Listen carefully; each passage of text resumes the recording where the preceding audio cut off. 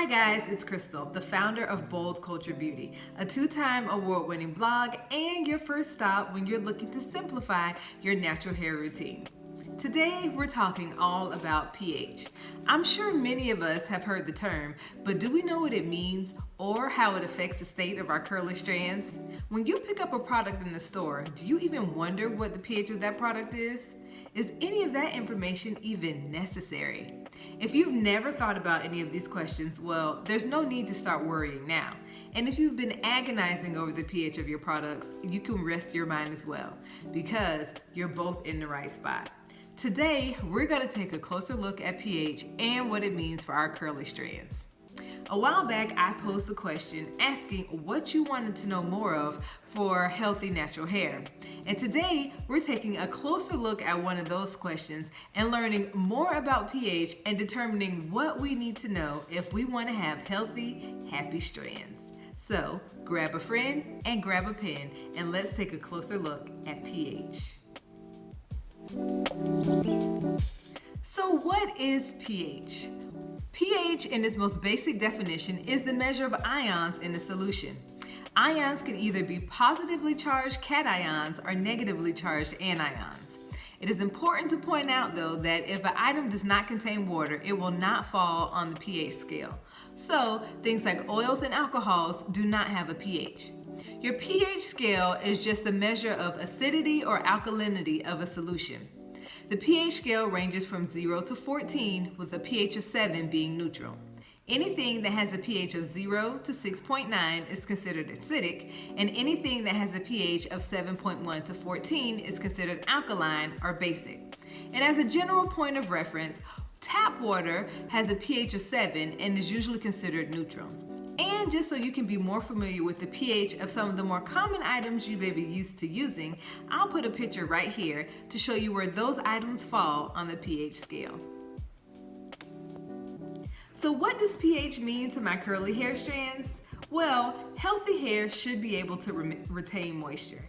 And it should also have a protective layer known as the acid mantle, which is just a thin layer of film that coats the hair strands and usually has a pH between 4 and 5.5. Hair maintained at this slightly acidic pH is considered to be at its strongest because the cuticle layer is closed, sealing in moisture, and bacteria and fungus are not able to grow. When your hair has a slightly acidic pH, the hair strands retain moisture better, there's a lack of frizz, and your strands are also able to move freely past each other without significant tangling. As your hair approaches a more alkaline pH, the hair becomes more frizzy, it's harder to retain moisture, and the hair usually lacks a sheen or a shine. So, I guess you're probably wondering, how does pH affect my products? Well, all products, because they contain water, will fall somewhere on the pH scale. This includes your shampoos, your conditioners, your hair dyes, and even your chemical hair straighteners. Any product that has a slightly acidic pH will cause the cuticle layer to close. Those products that have a slightly alkaline pH will cause the cuticle layer to lift. This is why most shampoos have a slightly alkaline pH. They will cause the cuticle layer to lift, allowing water to penetrate the hair strand. And then your conditioners usually have a slightly acidic pH because they will then close the cuticle layer, sealing in that moisture. Products such as dyes and chemical straighteners tend to have a very alkaline pH, which could also make the hair more porous and will lift that cuticle layer. It is important to remember that when you're using these kind of products, you need to follow them up with products that will help bring that pH back to that normal slightly acidic pH.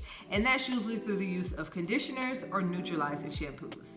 And it's important to stress that any severely high or severely low pH can actually be damaging to the hair.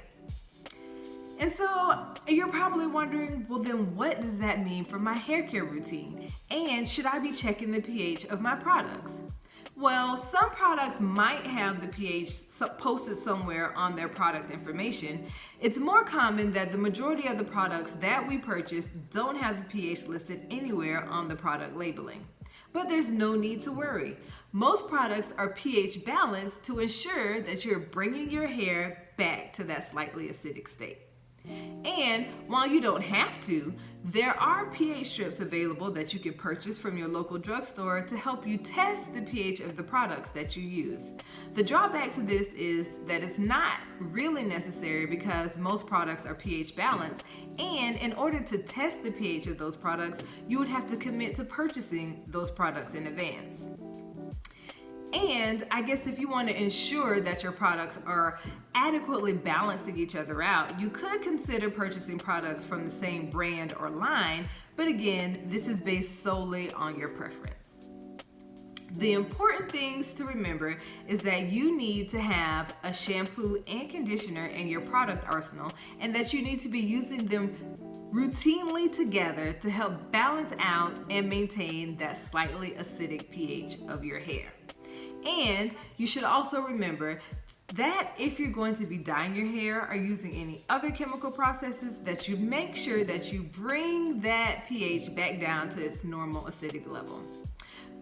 So while you don't necessarily have to be worried about the pH of your products or your hair, you do need to make sure that you are consistently using shampoos and conditioners to help maintain that normal, healthy, slightly acidic pH of your hair.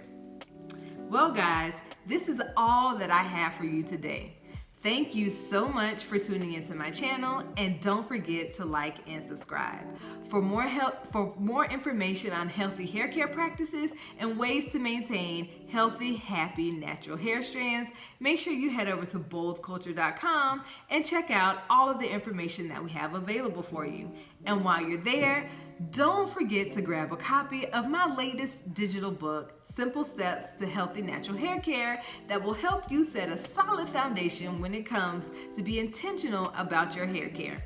Until next week, go boldly.